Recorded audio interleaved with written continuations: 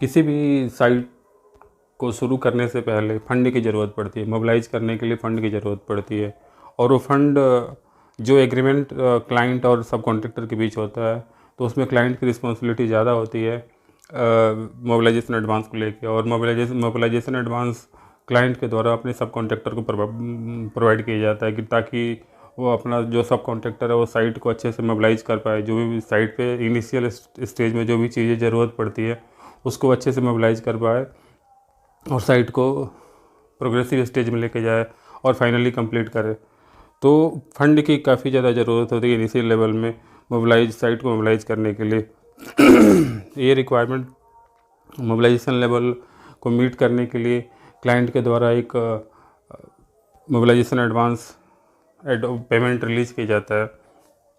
ये पेमेंट खाली ऐसे ही नॉर्मली सिंपल वे में क्लाइंट के द्वारा अपने सब कॉन्ट्रैक्टर को रिलीज नहीं किया जाता। इसके पीछे एक और चीज़ें इंक्लूड होती है जो हाइड रहती है, जो लगभग बहुत सारे लोगों को नहीं पता होती है। इसके पीछे सपोज मान लीजिए अगर 1 करोड़ का काम किसी ने किसी से लिया हुआ है, अपने क्लाइंट से लिया हुआ है, तो उसके पीछे लगभग कहीं पे 5% होता है, कहीं पे 10% होता है। तो टोटल कॉन्ट्रैक्ट वैल्यू का लगभग कुछ परसेंटेज म्यूचुअली डिसाइड हो जाता है कि कितना परसेंट मोबिलाइजेशन एडवांस अब रिलीज किया जाएगा हमारे द्वारा क्लाइंट के द्वारा।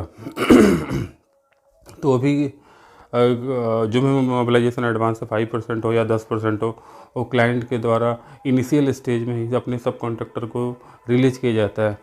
लेकिन रिलीज करने से पहले भी कुछ कंडीशंस होते हैं। वो कंडीशंस क्या हैं? जैसे advance bank guarantee.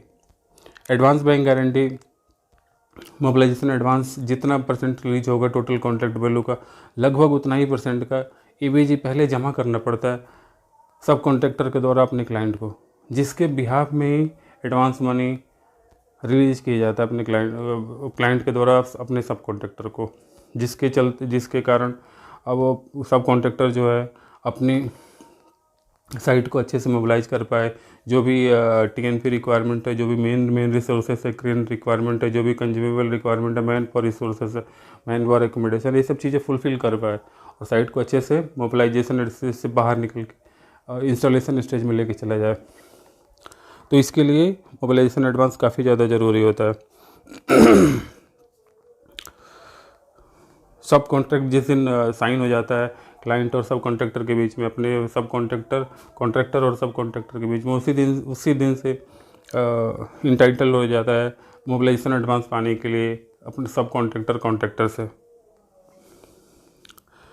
Advance payment का जो डिडक्शन होता है, जैसे सपोज क्लाइंट सब कॉन्ट्रैक्टर ने अपने सब कॉन्ट्रैक्टर को मोबिलाइजेशन एडवांस दे दिया, सपोज टोटल कॉन्ट्रैक्ट वैल्यू का 10% दे दिया, अब उस 10% के अगेंस्ट में उसने एबीजी भी जमा कर दिया, एडवांस बैंक गारंटी भी जमा कर दिया, तो फाइनली जो भी अमाउंट है उसका डिडक्शन होगा कैसे?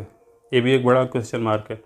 तो उसका डिडक्शन होगा ऐसे, जैसे कोई भी सब कॉन्ट्रैक्टर कहाँ साइट पे काम कर रहा है तो उसका मंथली प्रोग्रेसिव बिल होगा। मंथली प्रोग्रेसिव बिल महीने के एंड में अपने मेजरमेंट शीट बनाएगा, उसके बाद से इनवाइस जमा करेगा और जिसमें पेमेंट आता है उसको, जिससे साइट उसकी कंडीशंस प्रोग्रेसिव स्टेज में चलती जाती है। बजट का कुछ इशू नहीं होता, कैश फ्लो का इशू नहीं होता। तो जो मेजरमेंट शीट बनाता है, जो इनवाइस जमा करता है, उसी में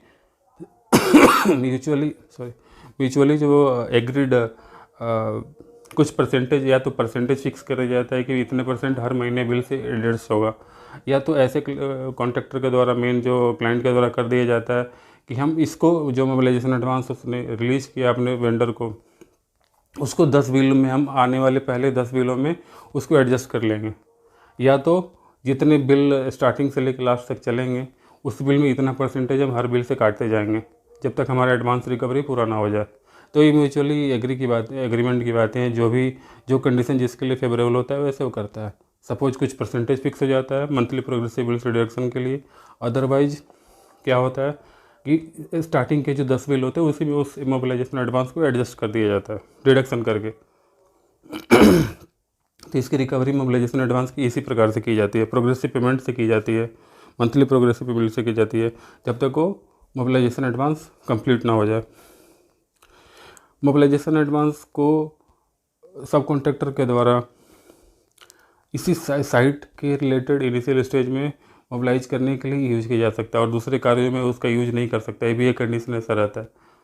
जिस जो भी साइट से रिलेटेड इनिशियल स्टेज में काम होता है उसी में उसको पैसे को इन्वेस्ट किया जाता है कॉन्ट्रैक्टर के द्वारा, सब कॉन्ट्रैक्टर के द्वारा।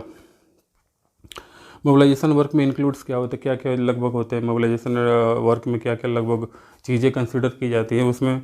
मेजर रिसोर्सेस, जिससे सपोज अगर क्रेन, हाइड्रा वगैरह, टायर माउंटेड क्रेन, जो भी क्राउलर क्रेन हो, टायर माउंटेड क्रेन हो, जो भी हो, सिविल वर्क रिलेटेड कुछ काम हो तो उसमें कुछ क्या क्या रिसोर्सेस है। मैन पावर सप्लाई से रिलेटेड है तो खाली मैन पावर मोबिलाइजेशन हो गया, मैन पावर एकोमोडेशन हो गया, ऐसे बहुत सारी चीज़ें, TNP, स्मॉल कंज्यूमेबल आइटम, ये सब मोबिलाइज करना पड़ता है स्टार्टिंग में काम शुरू करने से पहले।